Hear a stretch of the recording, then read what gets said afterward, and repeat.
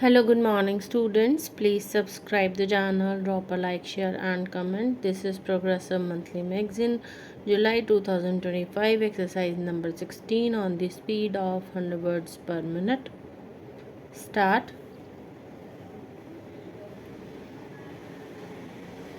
Madam Chairman, the amendments that have been brought here in this bill are mostly innocent in nature and necessary.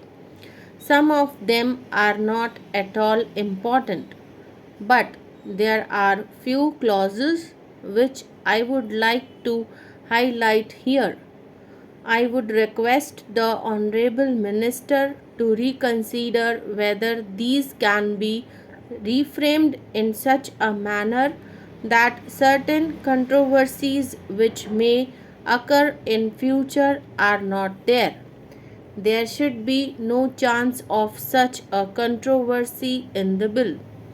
I would request the Minister to consider in that light.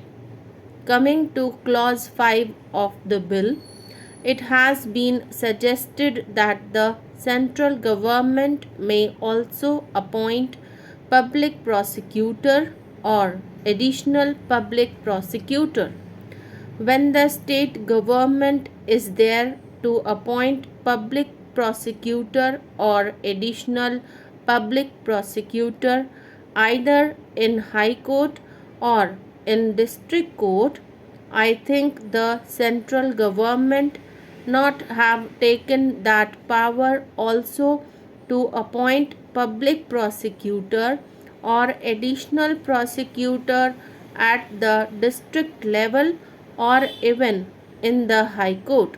They could appoint them through the state machinery only. If there are two sets of public prosecutors in a particular court, one for the central government and the other for the state government holding two different views, then there will be some confusion. In certain cases where the central government may require the help of certain public prosecutor, that appointment should go through the state machinery. They may require the help of certain public prosecutors that have been appointed by the state government itself. If it comes to directly appointing any public prosecutor for any court, then in that case the jurisdiction of a particular court may arise and certain other confusion may also arise there. So, to avoid that sort of misunderstanding or holding of different views by different sets of public prosecutors, I think appointment of any public prosecutor should be by the state alone and not directly by the central government. You will also find in subclause 5 of clause 8 that the public prosecutors in district levels should be appointed from the panel that is to be prepared by the district magistrate. In the case of state government, the public prosecutors should be appointed from amongst those in the panel and not from those whose names do not appear in the panel prepared by the authorities in accordance with the procedure laid down by the state government. In case of central government, there is no such obligation like the state government for appointment of public prosecutor from the panel. The central government may appoint anybody from outside or inside the panel. In that case, I would request the minister to consider that the standard is maintained. Otherwise, arbitrations will arise and unnecessarily the advocates will try to earn the favor of certain officers. Even though the name is not in the panel, they will get the appointment of that person as a public prosecutor in the district level.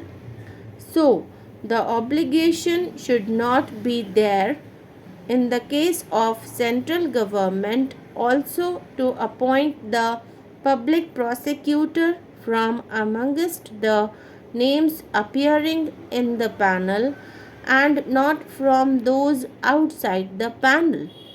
Then I come to the provision regarding extension of the detention period of the under trial prisoner from 60 days to 90 days.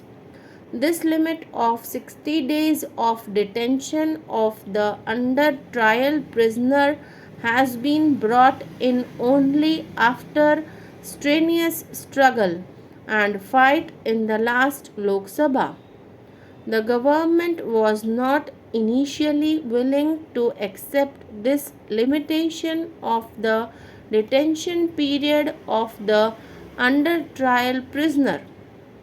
Many honorable members fought for this, and then only the government came forward and agreed that there should be a certain limit of 60 days for the detention of the under trial prisoner. Now, what is happening in this bill? The police officers never care for completing the investigation within a certain specified period.